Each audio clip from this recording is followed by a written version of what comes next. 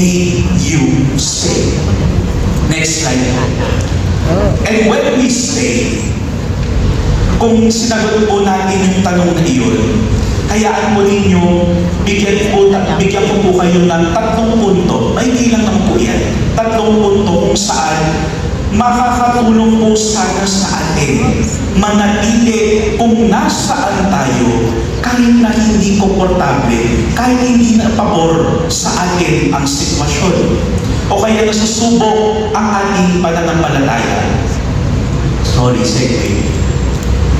Okay na ba po sa inyo? Dalaw po ako ng dalaw. Hindi po kayo naihilaw. Okay po, sige po. Dato ko lang kasi mamaya po, pag-alanganan po ako. Okay po? So what is the first point? The first point is, when we stay, the first level of staying during the time of Lent and moving forward is consistency. Thank you po sa Zoom. Consistency. Ang susunod na level, makikita natin, when we stay, there is commitment. Diba? Tama yan. And when there is commitment, yung next level, when we stay, there is courage. Nasaan kayo diyan? In your staying sa parokya, sa mga hamon sa buhay, ngayong panahon ng Kwaresma, where is your staying? Is it in being consistent, being committed, or being courageous? Next slide po. Tingnan natin. Consistent. Consistency. Sa kahit anong relasyon, mapasimbahan, mapasa isang tao, mapasa pamilya, isa sa mga pundasyon ay ang pagiging consistent. Diyan nagsisimula di ba? Yung daily practice, yung mga habits, nagiging virtue. The daily saying yes to the Lord. Are we consistent in staying? Next slide. When we say that we are consistent, ano ibig sabihin nun? Let your yes mean yes. Every day. No matter the circumstance. Yung oo mo ay oo araw-araw. Di ba meron po yan sa Ebanghelyo? Let your yes mean yes, and your no mean no. Lahat ng mga nasa gitna ay hindi nagaling sa Diyos. Kapag sinabi natin, Lord, maglilingkod ako sa inyo, magsisimba ako, magsuserve ako, ibibigay ko yung oras ko sa inyo, how consistent are we in saying yes? Minsan, sa parokya, nakakalungkot pero nakakatawa rin minsan kapag nakikita natin, meron tayong meeting o kaya magsaserve, sorry, masama pakiramdam ko. Tapos maya-maya, makita mo, aksidente, nag-post, nasa beach pala. Nagulat ka, sige, mag-meeting tayo ganito, makasalubong mo, milakad sa labas. Sabi, may sakit. Grabe naman maghimala si Lord na wala agad yung sakit mo. Pero yung consistency, our being consistent in staying, is when we say yes to the Lord, we say yes to everything. Sino po dito ang mag-asawa na nandito ngayon? Nakasama ng mga asawa. Kuya Aris tsaka si ano. Ano yung hindi makukompleto yung araw ninyo kapag hindi ginagawa ng asawa ninyo? Ano yung isang bagay na iyon? Na pag binabalikan ninyo, ay araw-araw niya itong ginagawa. Pag hindi niya itong ginawa, parang kutob ko, parang hindi siya okay. O kaya naman ay baka meron siyang pinagdadaanan. Ano yung isang bagay na iyon? Nung tinanong ko yung isang mag-asawa nito, ang consistent na ginagawa nila sa isa't isa, tinatanong nila, magsisimba ka ba ngayon?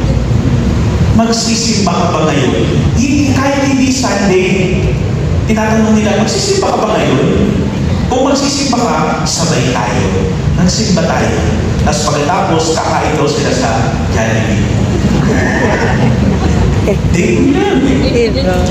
Sila po ay 25 years na nun. That time yung tinanong ko sila. Hindi pa na 25 years. Going, patuloy-tuloy pa rin Sa naman May po. pa naman. Hindi ko na lang pumaalala ilang years na. Kakasal ba kayo? Hindi naman. Yung Gusto na lang simpleng 15,000 pagtanong, dito. magsisimba ka 15,000 yata ba? dito. Hindi. Was there consistent 15,000. saying yes to each other? Renewal up. Sa mga mag-boyfriend-girlfriend, meron ba dito? Kanina mag-asawa, boyfriend-girlfriend, meron pa. Siyempre, wala na amin. Hindi ka kaya na mag-asawa, wala na amin dito. Ayan. May nagtuturoan na. Di ba, isa sa mga mahalaga or green flag doon sa tao kapag marunong siya maging consistent. Kapag di consistent, kasi alam mo, seryoso yung tao. Nagsusumikap yung tao. Kapag sa simula, kasi dyan mo titingnan usually, ay, sa simula lang yan. After 1 month, di na yan. Wala na yung pakiramdam. Pero when we choose to stay in a relationship, we let our yes mean yes every day. Kahit ano pa yung dumating. Kahit na kinaiinisa mo na yung kasama mo. Kahit na nawawala ka ng gana. Pero we say yes to the Lord, we become consistent. Next slide po. Ang next level, you become already consistent. You already said yes every day. Yung next level na ay commitment.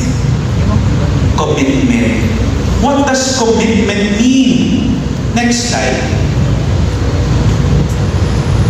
It is doing more no matter the cost.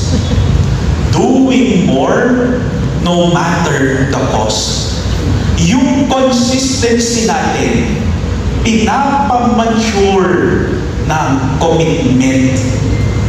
Ano ibig sabihin po doon na nagmamature yung consistency?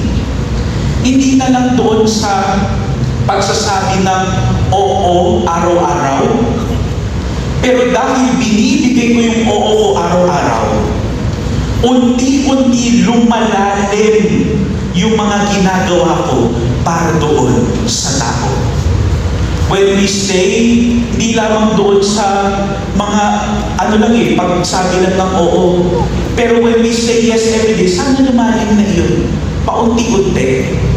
Na magugulat ka na lang, ginagawa mo na ito. Bakit? Kasi mahalaga yung tao yun. Hindi na lang yung sapat na kamusta ka. Okay ka lang ba? Pero even doon sa mga non-verbal, we make the extra effort to do something.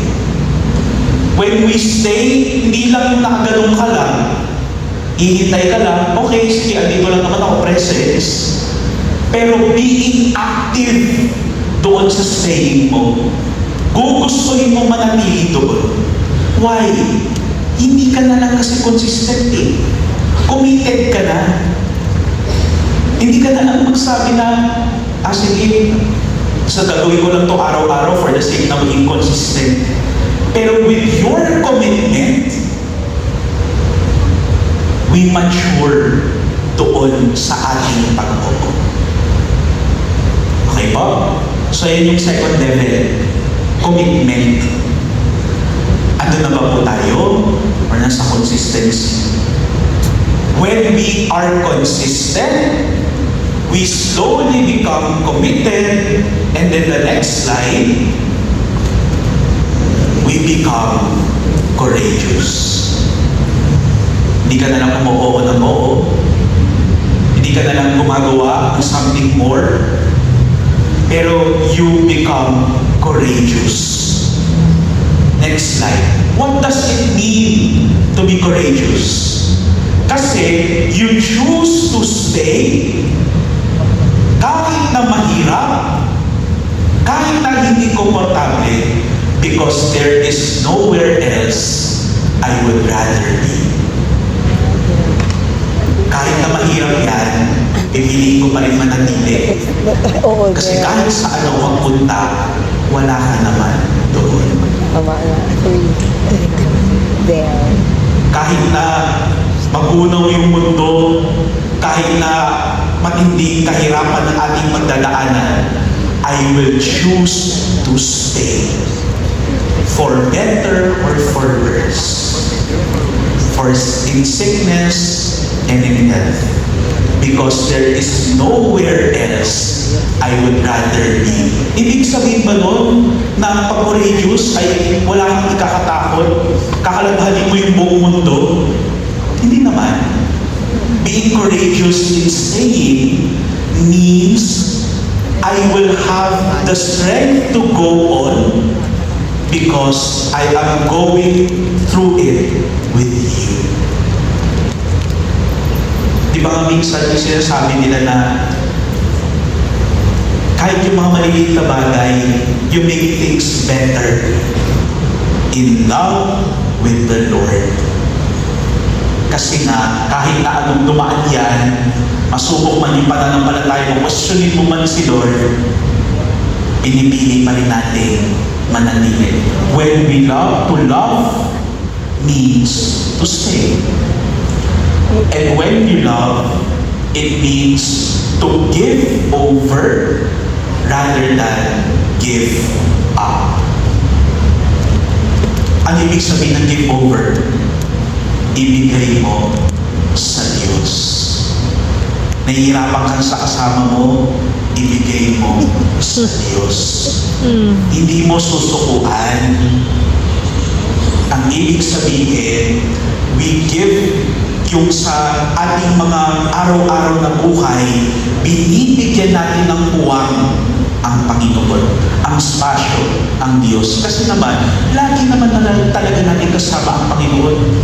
We cannot stay if the grace of God is not present. Lahat naman tayo ay umaasa lang sa grasya ng Diyos. Kumikilos tayo, oo. Pero dahil sa grasya ng Diyos. To stay and love, blank. Oh. Okay, blank. I will choose to stay in love, my job, my work. I will choose to stay in love, my ministry. Oh. I will choose to stay in love, my family. Pwedeng specific na tao. When we stay, we love, and when we love, we continue